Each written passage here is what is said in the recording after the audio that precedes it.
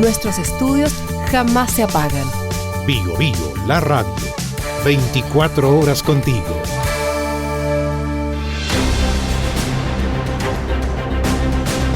A esta hora estamos en contacto con la abogada Paulina Astroza. Ella es doctora en Ciencias Políticas y Sociales y además experta en relaciones internacionales y está a punto de viajar, un viaje largo, enorme, cansador, nos imaginamos también, porque se va a Kiev, se va a Ucrania a exponer en una conferencia internacional que tiene que ver con la situación en Crimea y cómo la ven desde el hemisferio sur. Paulina, abogada, buenos días. ¿Cómo estás, Marino? Un gusto saludarte. Gracias, igualmente. A ver, abogada, el tema de Crimea. Partamos por hacernos una idea de cuál es la situación actual de Crimea. A ver, Crimea es una península que desde el año 1953 pertenecía a lo que es Ucrania. Y el año 2014...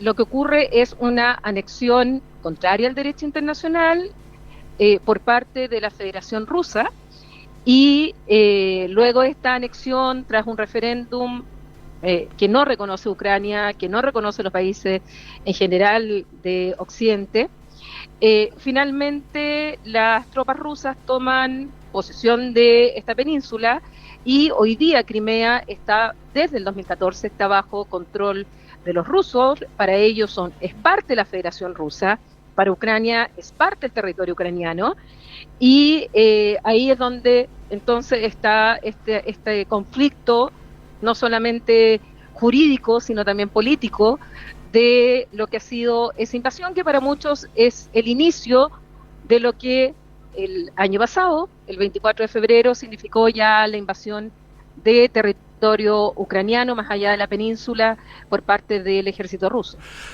Estamos hablando con Paulina Astroza, abogada, doctora en Ciencias Políticas y Sociales, sobre el tema de Crimea. Bueno, no olvidemos lo de la guerra, ¿no?, que comenzó en febrero del año pasado, el 24 de febrero, y que obviamente ha tenido al mundo tremendamente expectante con todo lo que ha ocurrido desde esa fecha. ¿Por qué la mirada desde el sur? ¿Por qué la mirada desde este hemisferio? Porque no estamos hablando solamente, Paulina, de la mirada de Sudamérica, hablamos también de la mirada que tiene en África, la mirada que tienen los asiáticos, pero siempre desde el sur. ¿Por qué? Sí, exactamente. Mira, la conferencia que estoy invitada en Kiev, que se va a llevar a cabo entre el 13 y el 16 de octubre, es una mirada del sur, de lo que se llama el sur global. Es decir, nos invitaron especialistas de América Latina y el Caribe, de África y de Asia, para conversar no solamente sobre lo que pasa en Crimea en particular, sino que en general lo que ha significado la guerra en Ucrania, tanto desde el punto de vista jurídico, político, histórico, y además viendo en el propio territorio, porque vamos a estar en Kiev, en la capital, viendo lo que ha significado esta guerra. ¿Por qué? Porque es importante, porque el sur global se ha presentado como uno de los, en este rebarajamiento del sistema internacional, ha tratado de formarse como un grupo, digamos un conglomerado distinto a los países desarrollados.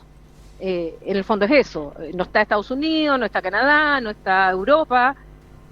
Entonces esto a distintos niveles el sur global está tratando de manifestar una voz, pero aquí es la consideración de cómo se ve el conflicto y cómo también Ucrania quiere que nosotros conozcamos el conflicto con países que normalmente no toman en cuenta nuestra consideración cuando se trata de grandes potencias.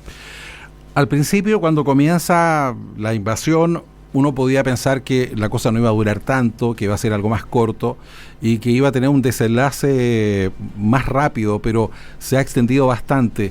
De acuerdo a su experiencia, Paulina, ¿cómo lo ve? ¿Hay alguna posibilidad de que esto termine? ¿Esto se va a extender demasiado? ¿Le queda mucho a esto o es imposible poder hacer un pronóstico? Es difícil. Lo que nosotros, los especialistas, en realidad lo que hacemos un poco es analizar escenarios probables, dependiendo si se van dando ciertos factores. No es que uno sea futurólogo y diga lo que va a pasar. más aún cuando, como estamos viendo que están ocurriendo las cosas hoy día en el mundo, ocurren imprevistos, hechos que no estaban en consideración de nadie y que te vienen a cambiar absolutamente el escenario, como por ejemplo lo que ocurrió el pasado 7 de octubre en Israel.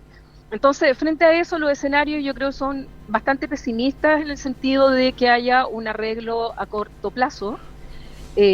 Rusia no quiere ceder no quiere ceder Crimea, que es uno de las líneas rojas que tiene Zelensky, es decir, quiere recuperar la posesión de Crimea.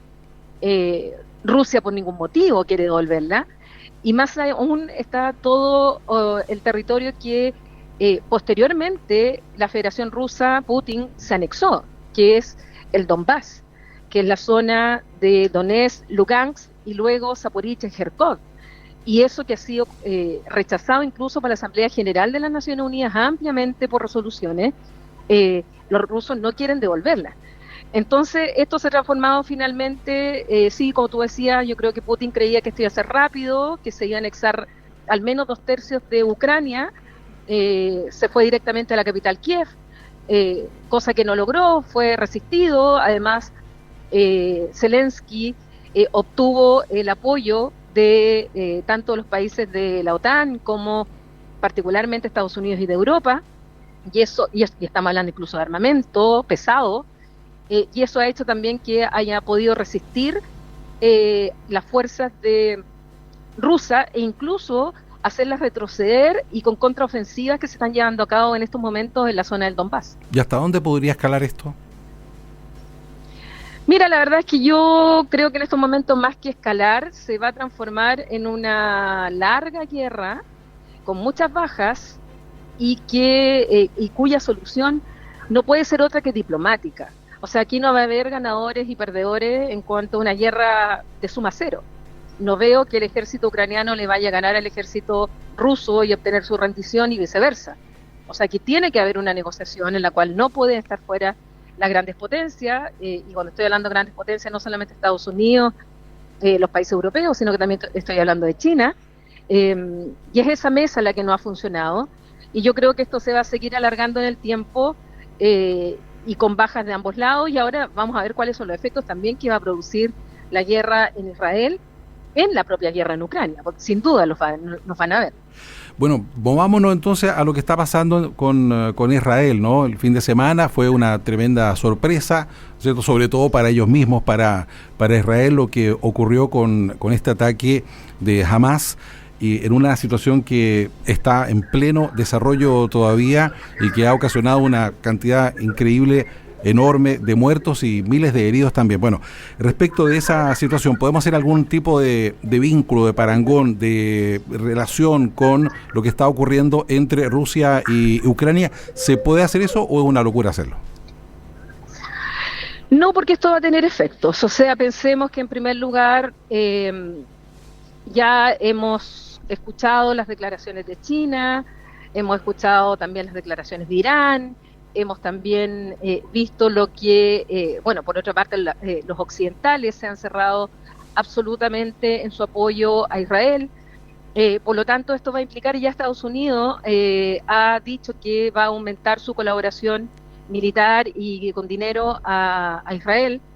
Y esto significa que las grandes potencias, fundamentalmente los países de la OTAN y Estados Unidos en particular, se va a ver en dos escenarios de guerra en los cuales va a implicar costos. O sea, ya tenía la guerra de Ucrania apoyando a Ucrania, y ahora la guerra ahora en Israel, donde ya ha dicho que va a apoyar a Israel. O sea, son dos escenarios en un momento súper complejo de las relaciones internacionales, donde también Rusia se va a ver complicada, porque Rusia tampoco puede llegar e ir y ayudar a alguna de las partes, porque tiene su propia guerra. Los costos que ha tenido en la guerra de Ucrania son enormes, y tampoco esto va a significar para Rusia un escenario muy favorable, digamos, en algún sentido.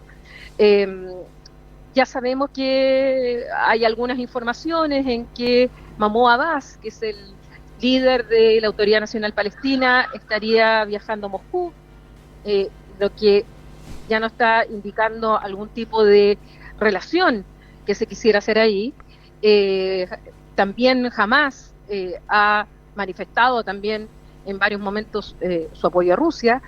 Entonces aquí se están barajando las piezas de una manera muy complicada, y en que son dos escenarios de guerra que indudablemente va a traer costos no solamente para las partes que están involucradas, fundamentalmente la población civil, sino que también para el mundo entero. O sea, el precio del petróleo va a aumentar, en que nos vamos a ver de nuevo con el descontrol de la inflación a nivel internacional. Tenemos que ver qué pasa en otros sectores que pudieran verse afectados, que finalmente hace que este conflicto, no solamente como ocurre hoy día en las relaciones internacionales, no solo tiene consecuencias a nivel de las partes involucradas, sino que a nivel global. Sí, y hablando de repercusiones, Paulina, yo quisiera llevarla a las repercusiones que tuvo a nivel nacional, porque conocidos los hechos, hubo reacciones, y una de las reacciones fue del canciller Van Claveren y también del presidente de la República, Gabriel Boric. Respecto de la Van Claveren, fue tremendamente criticado y prácticamente lo avasallaron en las redes sociales, ¿no? ¿Cuál es su visión de eso y cuál es su visión también de la reacción que tuvo el presidente respecto a lo que ocurrió? A ver, lo primero, yo lo he dicho públicamente, primero los tweets del canciller Alberto Van Claveren, los primeros tweets, luego la declaración que hace el gobierno de Chile, me parecieron muy adecuados. Esperé desde el principio que el presidente Boric saliera mucho más rápido a manifestar él su opinión, porque inmediatamente nosotros escuchamos, vimos, leímos en las redes sociales, sobre todo en Twitter o X hoy día, X, a Alberto Fernández. Vimos cómo el mismo presidente Lula llama por teléfono a Israel, cómo inmediatamente aparecieron los otros países y gobiernos de izquierda aparecieron rechazando y condenando inmediatamente los ataques terroristas de Hamás, lo que no ocurrió con nuestro presidente, que es muy bueno para tuitear, que es muy bueno para reaccionar inmediatamente en las redes sociales, sin embargo en esto no lo hizo. Luego de la declaración, yo leí los tweets del canciller Alberto Van Claveren. Yo soy profesora de Derecho Internacional, de Relaciones Internacionales, y los tweets, al momento de leerlos, no vi nada que pudiera ser objetable. Lo que estaba diciendo era que las normas en las guerras, las normas en los conflictos armados, se aplican por igual a todos. Y eso es una verdad irrefutable desde el punto de vista del derecho internacional. Ahora, la reacción de, primero, el embajador de Israel a esto fue lo que también gatilló esta polémica, pero yo sinceramente, más allá, y para ser transparente, más allá de la amistad que tengo con el canciller Van Claveren, yo como profesora de Derecho Internacional y como he visto otras declaraciones de alto representante en materia de derechos humanos, no dijo nada que no fuera cierto, que las normas del derecho internacional, las normas del derecho internacional humanitario, la guerra tiene normas, se le aplica a todos. Y eso fue lo que dijo. Por lo tanto, yo creo que la polémica estuvo de más.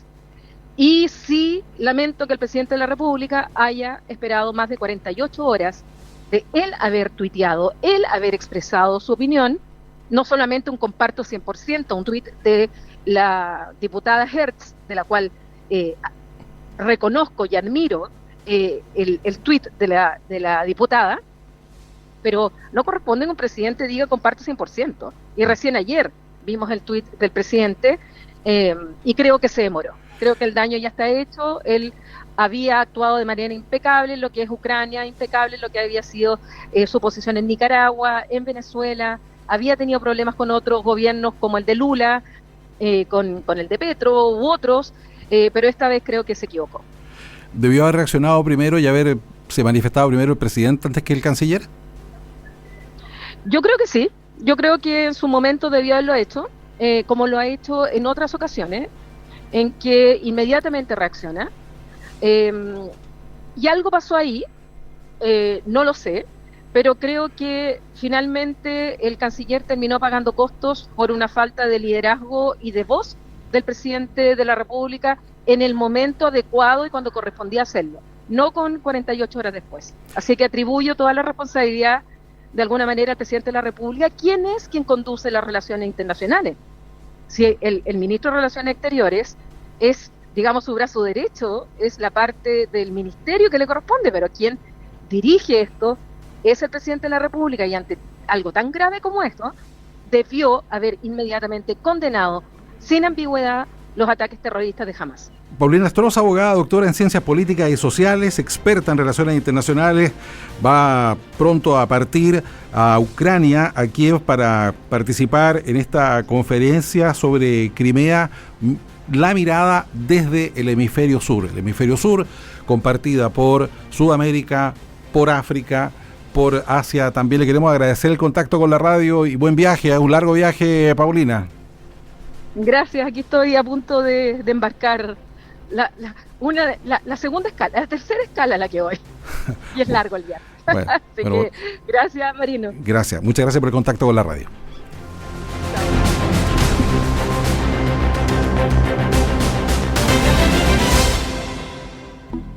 Información directa. Bio Bio, la radio.